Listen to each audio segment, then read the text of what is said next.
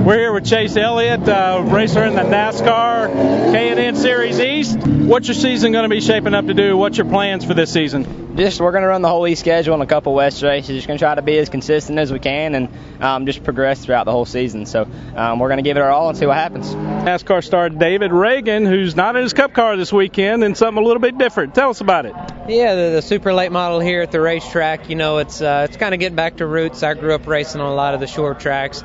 Gresham Motorsports Park, Lanier here over in Dublin. So, enjoy to come back. It's nice. It kind of feels like a spring day out here. Yes, it does. And it's actually home for you, pretty close. Yeah, I grew up right up the road in Unadilla, Georgia. We've got our Ford dealership there in Perry. So it's good to come back. A lot of friends, a lot of family come out. And we were scheduled to run this race. With our team, we try to run 3 or 4 of these short track races throughout the year just to kind of have a good time and enjoy our off weekends. And tell us about this team. This is not a NASCAR Cup team. No, this is some friends and family. I've got 2 guys that work for me that we've got a little race shop in North Carolina that we keep still some Legends cars, a late model car.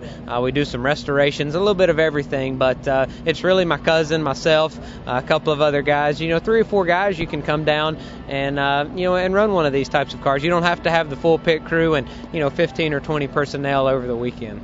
Yeah, I do a lot of work with the Shriners Children's Hospital. There's a lot of Shriners around the U.S. and a lot of hospitals that need some money, need some people to help them out to give care to these young kids and guys and girls. As little kids to go in and get some help. So to spend some time at the racetrack helping some good causes, we usually try to raise some money, raise some awareness for the hospitals, and then obviously the dealership. Dad makes me put those decals on. Sponsorship on a small team like this doesn't have to have the big bucks either, does it? Yeah, it's a little more economical to come out and race. You don't have to have the millions of dollars, but we do find ourselves spending a lot of money to come out, and this is kind of my hobby. I don't have boats or vacation homes down on the beach. I enjoy being at the racetrack, and it's good that we can come to a track that's this close to home. Have a little bit of fun and get ready for the Daytona 500 coming up. That's it. And you did quite well in Daytona 500 and in Daytona in July last year. Yeah, Daytona's been a good track for us. Obviously with the new team, the Front Row Motorsports team, David Gillen, my teammate, he finished 3rd in that race last year. So we've got some high hopes going into the 500 this year.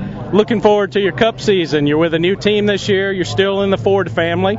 But how's that a big difference from being with a mega team like Roush? Well, obviously, a lot less people. You have 300 or 400 employees at Roush. We've got about 60 employees there at our new team. So, it'll probably be more fun to get to know these guys on a personal scale, have a little better relationship with all the guys in the team.